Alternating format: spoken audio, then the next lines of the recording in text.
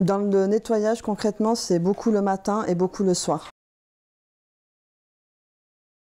Maintenant, c'est nouveau, enfin c'est nouveau pas trop, mais on a beaucoup de demandes entre midi et 2. On a des clients qui demandent d'être présents pendant la prestation. Donc on se rend compte finalement que des salariés peuvent travailler 3h30, 4h même 2 heures, 2 heures, ouais, voilà. Donc comment ils font pour vivre avec ça? Eh ben, la plupart, ils sont multi-employeurs.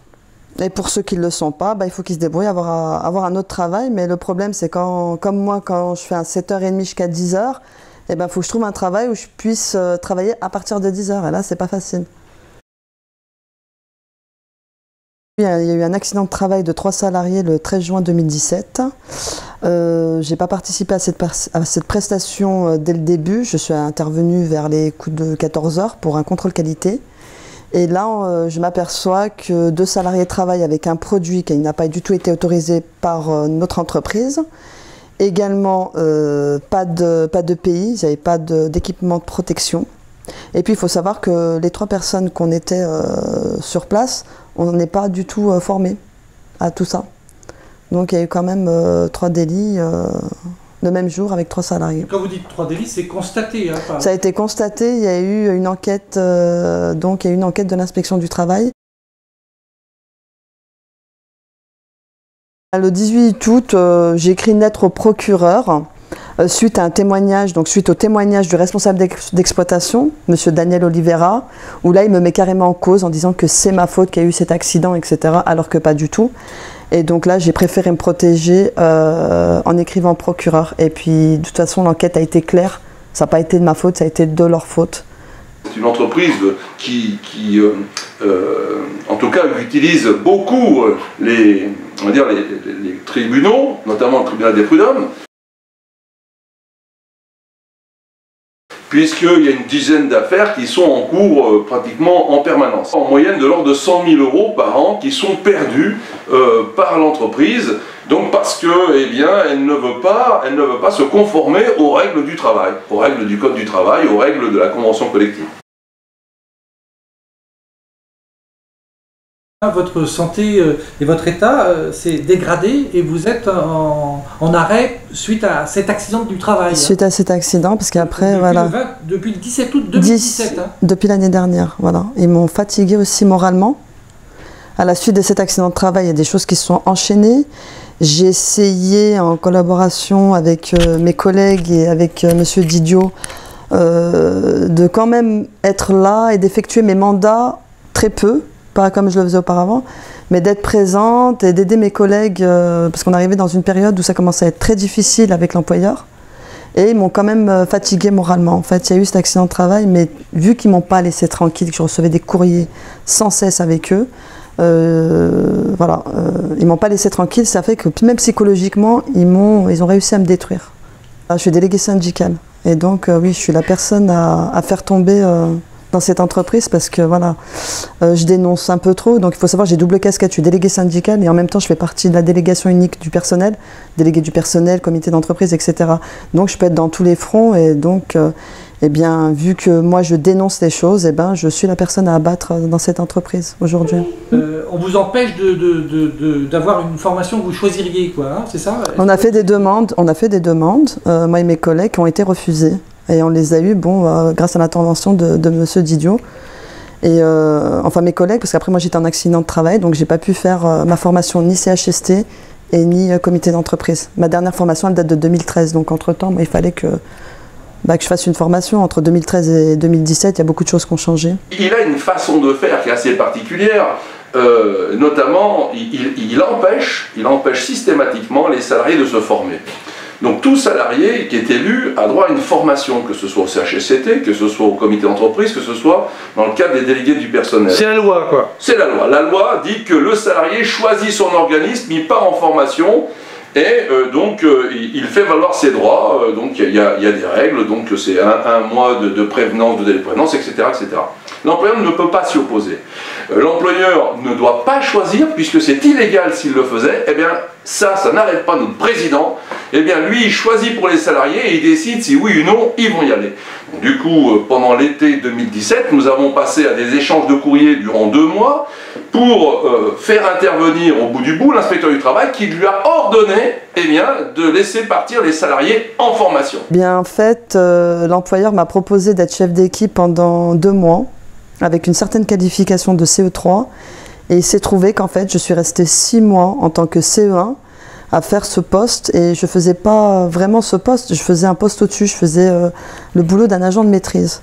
Et lorsque j'ai commencé à dénoncer les conditions de travail, surtout vraiment depuis le jour de l'accident de travail et un peu avant même, eh bien là on n'a pas reconduit, en fait on m'a pas requalifié en 35 heures. J'ai un mi-temps à la base, on a porté ma durée de travail à 35 heures et on aurait dû me requalifier le 17 juillet, ce qui n'a pas été fait.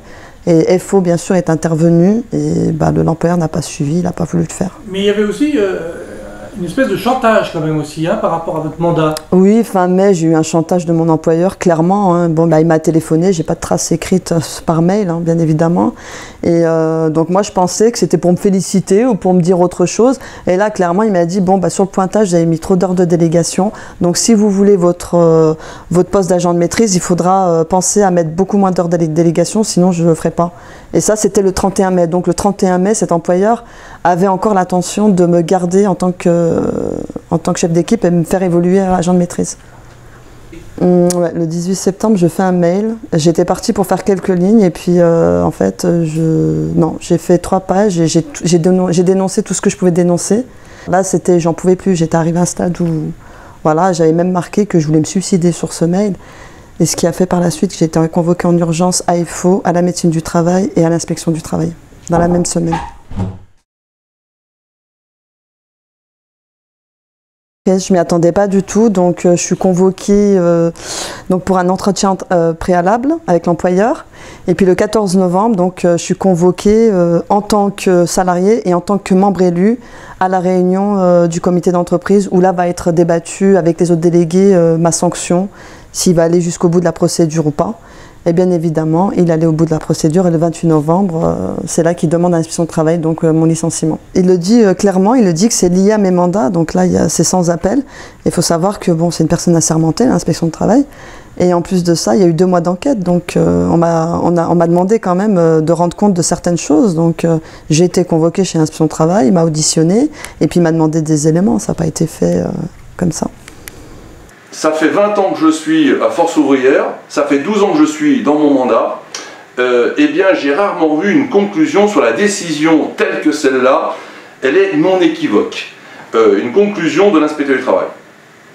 Néanmoins, l'employeur a décidé de contester cette décision de l'administration et d'aller faire un recours au ministre. Je pensais qu'on allait s'arrêter là. L'inspection du travail a été claire, ça veut dire avec mes mandats, normalement, tout employeur aurait arrêté sa procédure là. Et puis, non, j'apprends que voilà, il y a eu un recours au ministre du Travail. Je dois repartir au combat. Demain, donc, je suis convoquée. Là, c'est au niveau régional, hein, c'est encore au-dessus. Et puis, là, en fait, je comprends pas pourquoi j'y vais. L'employeur fait acte de discrimination syndicale, il fait acte de harcèlement moral auprès de notre délégué syndical, et puis il y a un problème de contrat donc qu'il n'a pas respecté et on demande la requalification de ce contrat de travail. Ça ajoute encore à ce désespoir, à ce harcèlement au quotidien. Donc ça c'est inacceptable. Donc on rajoute, puisque toutes ces procédures, forcément, les salariés n'ont pas l'habitude et ils en souffrent énormément. Le harcèlement moral et la discrimination syndicale, eh bien, c'est du ressort du tribunal de grande instance et donc ce sera juste après le tribunal des prud'hommes. Donc on est vraiment dans un climat délétère, un climat d'organisation de pression sur les salariés qui devient insupportable. On se demande à quel point eh bien, il est préoccupé par le fonctionnement de son entreprise. Puisque ceux qui apportent des valeurs, des richesses à l'entreprise, ce sont les salariés, y compris des cadres qui sont partis. Nous avons récemment, qui était notre secrétaire, d'ailleurs de la délégation unique du personnel, d'un autre syndicat que le nôtre, hein, pour autant tout marchait parfaitement bien entre nous, Et eh bien, il a été licencié pour inaptitude parce qu'il ne supportait plus le management du président, du directeur. Et il a été donc, la demande d'autorisation a été demandée par le président auprès de l'inspecteur qui a refusé qu'il soit licencié dans ces conditions. Voilà. Donc, ça fait 2 affaires auprès de l'inspection du travail, donc qui sont en cours et qu'il conteste systématiquement.